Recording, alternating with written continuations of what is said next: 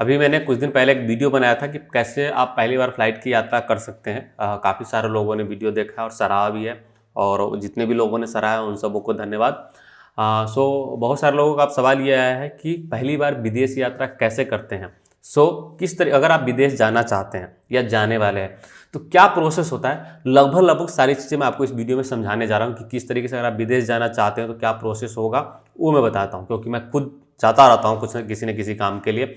मैं आपको क्लियर सारी चीज़ें करने जा रहा हूँ कि क्या चीज़ ज़रूरत पड़ता है, एयरपोर्ट पे आपको क्या ज़रूरत पड़ेगा, इसके अलावा जब वहाँ पे दूसरे देश में जाएंगे तो वहाँ क्या पूछेगा और क्या सवाल आपसे पूछे जाएंगे, इसके अलावा क्या डॉक्यूमेंट्स मांग सकता है और उसके बाद कैसे एंट्री मिल सकता है, और सारी चीज़ें जो है मैं आपको इस वीडियो में बताने जा रहा हूँ। तो इस वीडियो को ध्यान से देखें। अगर आप पहली बार जा रहे हैं तो इस वीडियो को देखेंगे सब कुछ ऑटोमेटिक क्लियर हो जाएगा। चलिए बिना देरी के वीडियो शुरू करते हैं। हाय एवरीवन, मेरा नाम विजय है और आप देख रहे हैं विजय सॉल्यूशन। देखिए, दूसरे देश में जाने के लिए जो सबसे इंपॉर्टेंट डॉक्यूमेंट्स आता है वो आता है आपका पासपोर्ट। अगर आपके पास पासपोर्ट है तभी दूसरे देश जा सकते हैं, नेपाल भूटान को छोड़ करके। ओके, लेकिन बाकी देश में अगर आप जाते हैं तो आपको पासपोर्ट की जरूरत पड़ता है। ओके, वो आपके पास पासपोर्ट होना चाहिए।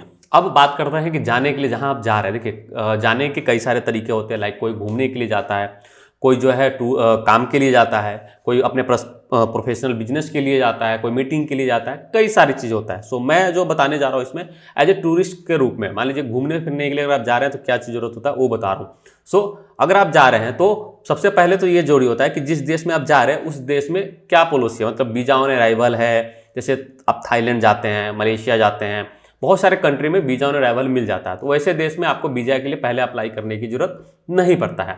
ओके, आप डायरेक्ट पासपोर्ट लेकर अपना जाओ, वहाँ पे उतरोगे दूसरे देश में, वहाँ पे आपको वीजा ऑन अराइवल दे दिया जाता है और आपको उस देश में एंट्री करने दिया जाता है। एक तो ये ऑप्शन होता है। जैसे कुछ देश है, जैसे अमेरिका है और लाइक न्यूजीलैंड है, बहुत सारे ऐसे कंट्री है जहाँ पे आपको वीजा पहले अप्लाई करना होता है। ओके, वो डिपेंड करता है देश, किस देश में आप जा रहे हैं, तो वहाँ पे वीजा बनने में टाइम लग जाता है। ओके, तो वीजा आपको लगवाना पड़ेगा अपना, तब वो एंट्री जो है आपको मिलेगा जाने का।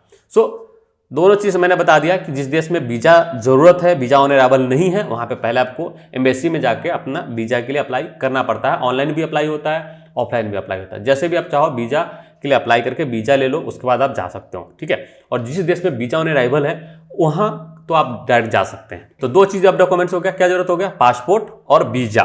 ठीक है, ये दो चीज़ हो गया।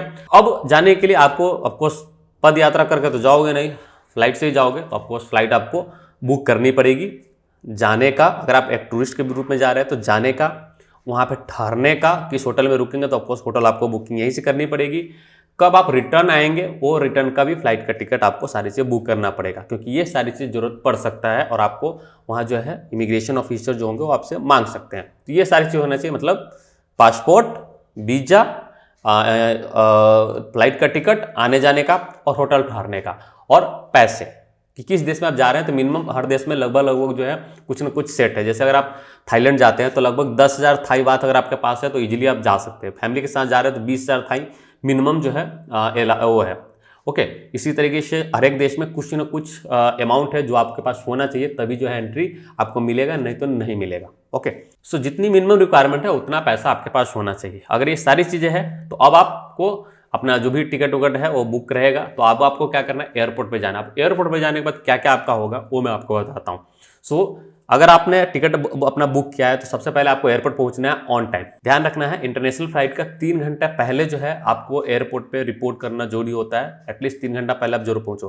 पहुंचने वाले तो मैं तो 1 घंटा पहले भी पहुंचा, उसमें कोई दिक्कत नहीं है, लेकिन जो नियम है कि एटलीस्ट 3 घंटा पहले आप वहां पे रिपोर्ट करो। ओके, एयरपोर्ट पहुंचने के बाद जो भी आपका टिकट है उसके आधार पर आपको एंट्री मिल जाएगा, एयरपोर्ट के अंदर आपको जाने दिया जाएगा। उसके बाद जाकर के जब उसका बोर्डिंग गेट खुल जाएगा, हर एक फ्लाइट का जो है बोर्डिंग गेट खुलने का एक टाइम होता है, उस टाइम पे आपको वो उसका जो है बोर्डिंग गेट खुलेगा, वहाँ पे जाके आपको अपना बोर्डिंग करवाना है। बोर्डिंग 2 तरीके से कर सकते हैं, या बहुत सारे, जैसे मैं जो है ऑनलाइन कर लेता हूँ नॉर्मली, क्योंकि मैं वहाँ पे लाइन में लगना ज़्यादा मुझे अच्छा नहीं लगता है, इसलिए मैं ऑनलाइन कर लेता हूँ। ऑनलाइन करने से आपको ये भी फायदा होगा कि आप अगर 1 घंटा पहले भी पहुंच जाएंगे, आधे घंटे पहले भी पहुंच जाएंगे और बोर्डिंग गेट खुला होगा तो ऑफकोर्स आप इजीली जा पाएंगे। लेकिन टाइम लगता है। आप ये मत समझो कि ट्रेन की तरह दौड़ करके चले जाएंगे और हो जाएगा, ऐसा नहीं है। काफ़ी टाइम लगता है, इंटरनेशनल फ्लाइट में खास करके जो है टाइम लगता है। आपको जो है टाइम बफर लेके चलना है। मैं बस एक रियर केस बता रहा हूँ कि ऐसा हो तो आप इतनी देर पहले भी जा सकते हैं। सो अब आपको बोर्डिंग गेट पे जाना है। अगर आपका बोर्डिंग ऑनलाइन है तो ठीक है, नहीं तो बोर्डिंग वाला लाइन लगा रहता है, हर एक एयरलाइंस का अलग अलग लगा रहता है। मैं आपको वीडियो के माध्यम से दिखा रहा हूँ कि इस तरीके से बहुत सारे कंपनी का जो है लगा हुआ रहता है, जिस जिस एयरलाइंस का होता है। आपको जिस एयरलाइंस का टिकट होगा उस एयरलाइंस के जो है लाइन में जाना है, लाइन में लगना है, और उसके बाद जो आपको अपना बोर्डिंग करवाना है, जहाँ पे आपको सीट नंबर और ऐसे सारी चीज़ें दे दी जाता है। अगर आप ऑनलाइन बोर्डिंग करना चाहते हैं तो ऑलरेडी मैं इस पर वीडियो बना चुका हूँ, आप हमारे चैनल पर देख सकते हैं। तो आपने बोर्डिंग करवा लिया, अपनी आपको सीट मिल गया, और जो आपका सामान है वहीं पे आपको कई बार जो है जहाँ बोर्डिंग होता है वहीं पे वो लोग सामान ले लेते हैं, कई बार जो है अलग काउंटर होता है सामान जमा करने का। तो वो डिपेंड करता है किस एयरलाइन से आप जा रहे हो। जहाँ भी होगा, अगर आपके पास ज़्यादा लगेज है तो आप जो है जा करके वहाँ पर सबमिट कर सकते हैं। लिमिट होता है, उस लिमिट से ऊपर ले जाएंगे तो उसका भी आपको पैसा देना पड़ता है। तो लिमिट का, जब आप विदेश यात्रा कर रहे हो तो लिमिट के अंदर में रहो, जो लिमिट वहाँ पे सेट है। ओके, 7 किलो तक हैंडबैग में अलाउ होता है, तो आप लेकर के जा सकते हैं हैंडबैग में, तो आपको चेक इन करने की जरूरत नहीं पड़ेगा वहाँ पे जा करके। ओके, तो दोनों केस मैंने बता दिया। अगर आपके पास सामान है तो आपको सामान को भी आपको चेक इन कराना पड़ेगा, नहीं है हैंडबैग है तो उसको आप अपने पीठ पे लेकर के जा सकते हो। जब आपका बोर्डिंग हो जाएगा उसके बाद आपको वहाँ पे इमिग्रेशन के लिए जाना है। लाइक इंडिया से आप बाहर जा रहे हैं तो आपको एक तरीके से उस ऑफिसर को बताना होता है कि मैं इस देश में जा रहा हूँ, तो वो आपको आउट कर देंगे। मतलब एक तरीके से इंडिया से आप बाहर जा रहे हो उसका आपके पासपोर्ट पे जो स्टाम्प कर देते हैं। ओके, क्या आप इमिग्रेशन ऑफिसर, वो नॉर्मली आपसे सवाल पूछ सकता है क्यों जा रहे हैं, क्या जा रहे हैं, नहीं पूछता है। मेरे साथ तो बहुत कम के साथ ऐसा होता है, क्योंकि मैं ऐसी कोई कंट्री में गया नहीं जहाँ पे ज़्यादा दिक्कत हो। जैसे अमेरिका में जाते हैं तो बहुत ज़्यादा सवाल होता है। तो अगर आप नॉर्मल किसी कंट्री में जैसे थाईलैंड में जाएंगे या आप मलेशिया जाते हैं या कहीं और जाते हैं तो बहुत कम सवाल पूछते हैं। यहाँ पे इंडियन एयरपोर्ट पे सवाल नहीं पूछते हैं। यहाँ पे आपको नॉर्मली वो बस आउट कर देंगे और आपको दे देंगे। जब आप वहाँ से आपका इमिग्रेशन हो जाएगा इंडिया से, उसके बाद जो है आप जाएंगे सिक्योरिटी चेक के लिए। सिक्योरिटी चेक में आपका जो है जो चेक करके सब सामान वामान जो भी आपका, जिस तरीके से दिल्ली मेट्रो के अंदर जाते हैं तो चेक होता है, उस तरीके से चेक हो करके आप एंट्री ले लेंगे पासपोर्ट में। बोर्डिंग गेट पे जो बोर्डिंग जो शुरू में आपको मिलता है उस पर गेट नंबर और ये सारी चीज़ें लिखा हुआ रहता है।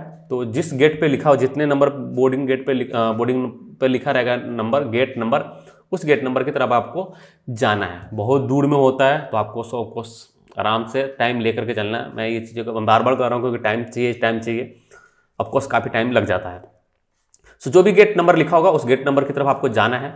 वहाँ पे जो है बोर्डिंग के लिए जब काउंटर खोला जाएगा तो आपको वहाँ पे लाइन में लगना पड़ेगा और एक करके आपको फ्लाइट में जो है वहाँ पे एंट्री मिल जाएगा, जिसके बाद आप फ्लाइट में बैठ जाएंगे।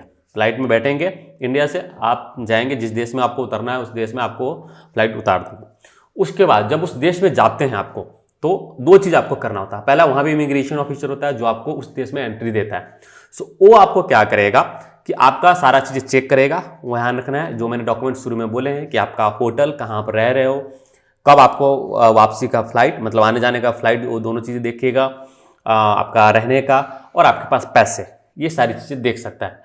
मुझसे आज तक नहीं देखा है कि या कोई भी पैसा भी मुझे नहीं देखा है इनफैक्ट, लेकिन कई बार देख लेते हैं। बहुत सारे लोगों ने कहा है कि ऑफकोर्स मेरे से पूछा था कि कितना पैसा आपके पास है, बट मेरे साथ कभी नहीं हुआ। लेकिन ऑफकोर्स काफ़ी सारे लोग कहते रहते हैं कि मुझे पैसे भी मेरे से पूछा है, होटल का भी चेक किया है। आई डोंट नो मुझसे क्यों नहीं आज तक पूछा है ये सब चीज़ें, बट ऑफकोर्स आपसे पूछ सकता है। तो ऑफकोर्स आपके पास ये सारी चीज़ें होना चाहिए कि किस होटल में रह रहे हैं, कब आप वापसी आ रहे हैं, इन सबों का आपको प्रूफ वहाँ पे दिखाना पड़ेगा। तो इन सबों का प्रिंट ले करके जाना। मोबाइल में वो लोग बहुत रेयर केस है कि मानते हैं, बहुत दिक्कत करते हैं, मान तो जाते हैं लेकिन बहुत दिक्कत करते हैं। कोशिश करना सबकी प्रिंट रखने के लिए, ताकि आप इमिग्रेशन ऑफिसर को दो, अपना देखेगा और आपको दे देगा और एंट्री ईजिली जो है मिल जाएगा। एंट्री मिल जाने के बाद जब आप जाएंगे तो बस आपका दूसरे देश में आपका वेलकम हो जाएगा। वहाँ पे जहाँ भी जाना है, घूमना है, फिरना है, आप घूमो। तो यह सारा प्रोसेस होता है। जो सामान आपका फ्लाइट का होता है ऑफकोर्स वो एयरपोर्ट पे आपको मिल जाता है, वो चारों ओर घूमता रहता है, उसी पे आपका सामान आता है। वहाँ से आपको अपना सामान पिक कर लेना है जो फ्लाइट में आप चेक इन में देते हैं। तो यह सारा प्रोसेस था कि किस तरीके से अगर आप विदेश यात्रा करना चाहते हैं तो कर सकते हैं। उम्मीद है आपको सारी चीज़ समझ में आ गया होगा। कुछ कन्फ्यूजन है, जैसे बहुत सारे लोग मुझे कह सकते हैं कि आपने ट्रैवल इंश्योरेंस के बारे में नहीं बताया, हेल्थ इंश्योरेंस के बारे में नहीं बताया।